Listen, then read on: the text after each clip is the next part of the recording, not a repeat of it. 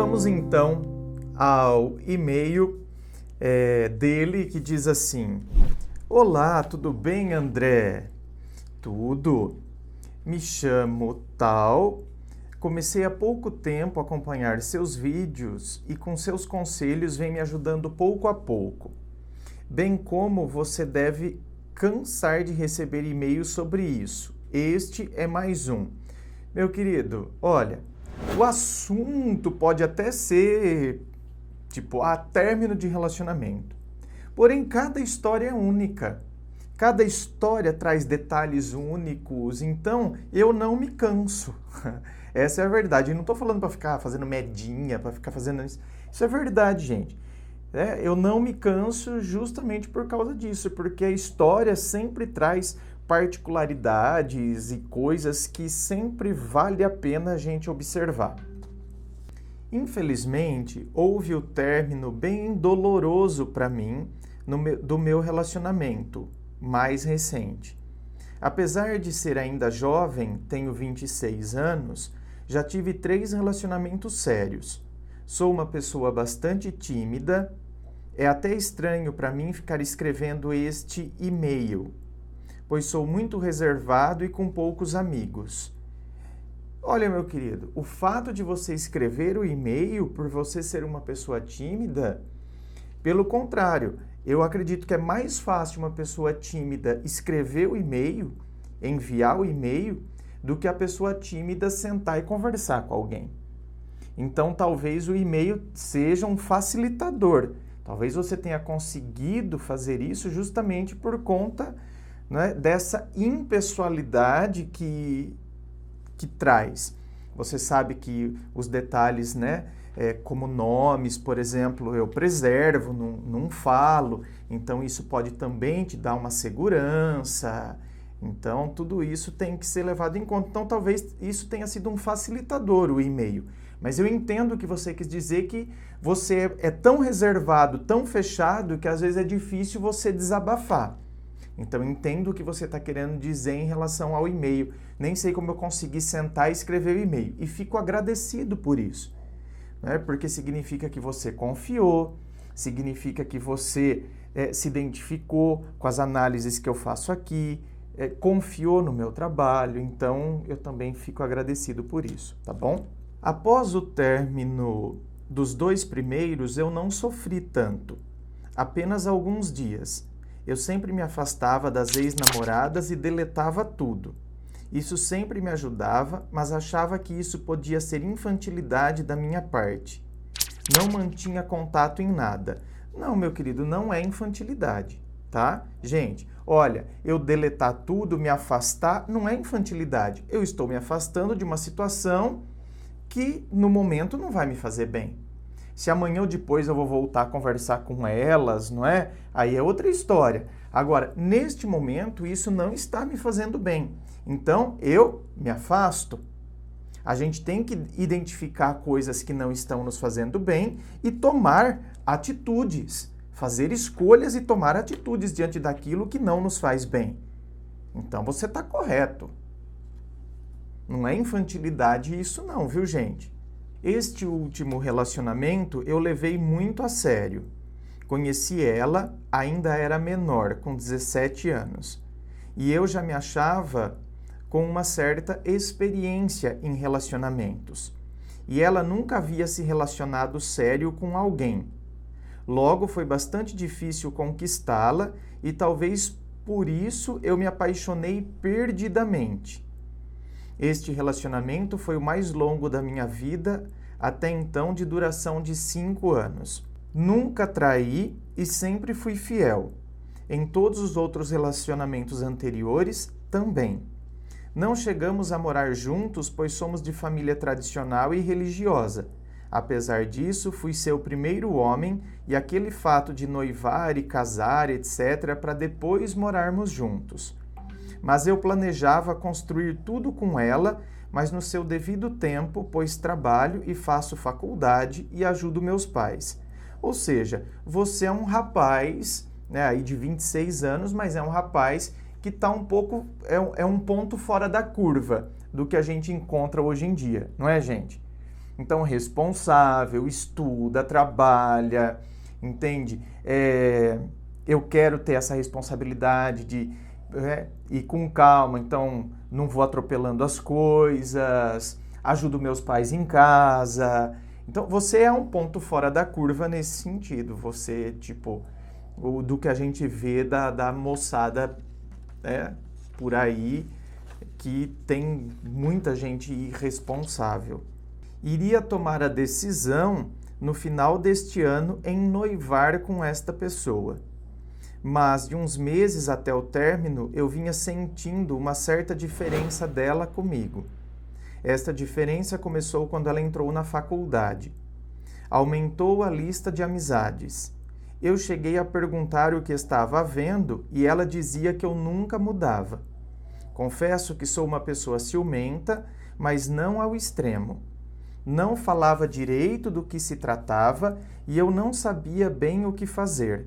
Apesar disso, ela era meu porto seguro para todas as ocasiões. Além de namorada, era bastante companheira. Certo dia, por uma briguinha besta, foi a coisa mais ridícula e infantil que já vi. Ela não falou comigo por dias. Talvez esta briguinha besta, totalmente infantil, a coisa mais ridícula que você já... Uma coisa ridícula e a coisa mais infantil que você já viu, talvez tenha sido apenas e tão somente o estopim para que ela consumasse uma vontade que ela já estava sentindo e que você já estava percebendo. Ela se afastando, ela ficando distante. Gente, não adianta. Quando a gente começa a perceber algumas coisas, você pode ter certeza, ali tem alguma coisa. Às vezes é paranoia da nossa cabeça, mas em muitos casos não é não. Em muitos casos, sabe, cara, e aí o que vai acontecer? O que aconteceu aqui. Isso foi a consumação, é uma coisa tão infantil, tão ridícula, mas foi a consumação de mudanças que já estavam ocorrendo nela. Para que ela então conseguisse, ela se apoiou nesse fato para conseguir então finalizar um relacionamento, por exemplo. É horrível? É. Né? Deveria ter conversado, dialogado, falado, né? Olha, eu acho que não tá legal, do que se aproveitar de uma situaçãozinha que não tem nada a ver. Quantos términos de relacionamento são assim?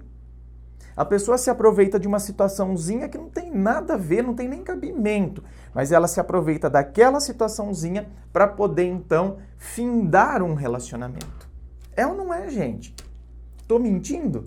Eu também fiquei sem me comunicar com raiva pela besteira do que foi e me ausentando por 4 dias. Mas como vi que ela não iria puxar assunto e senti a falta dela, resolvi procurá-la e mandei mensagens no WhatsApp. Ela disse que não dava mais e que estava levando com a barriga. Bom, ainda bem que então aqui ela foi honesta.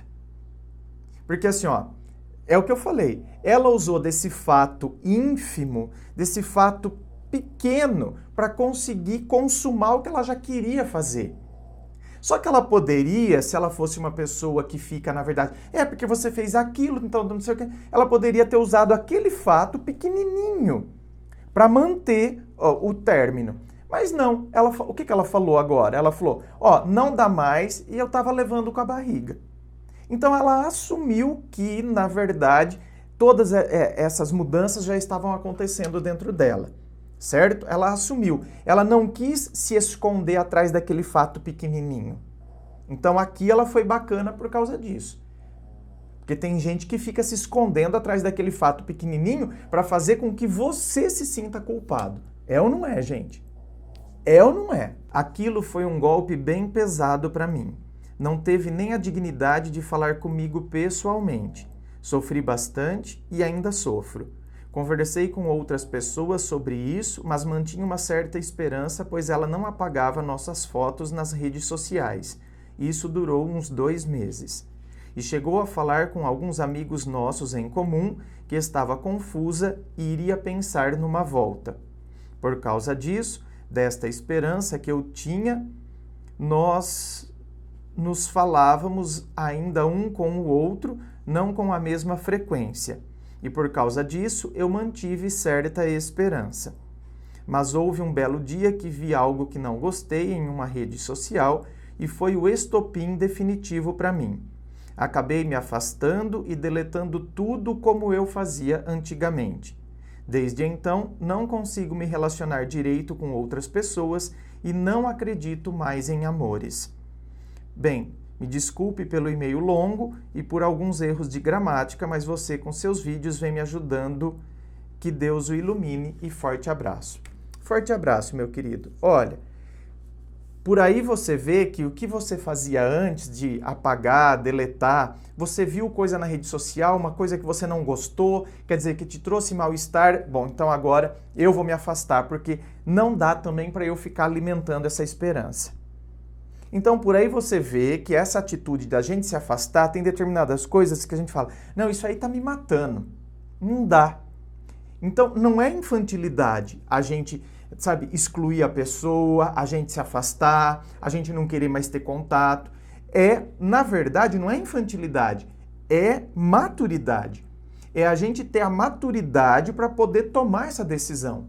Porque às vezes as pessoas não conseguem tomar essa decisão de excluir, de bloquear. Elas ficam no mundo ilusório da fantasia, criando aquelas fantasias de que a pessoa vai voltar. Isso sim é infantilidade. Todas as vezes que a gente fica, né, numa situação que nos tira da realidade, isso é infantil. Pode ver, a criança fantasia com o coelhinho da Páscoa, com o Papai Noel, fantasia com todas essas situações, porque isso é próprio da criança. Então, quando a gente fica criando essas realidades paralelas, essas ilusões, isso sim é infantilidade. A gente não tem maturidade para encarar a realidade como a realidade tem se mostrado. Então, o fato da gente encarar, essa situação aqui está me fazendo mal. Se essa situação está me fazendo mal, eu preciso me posicionar diante dela.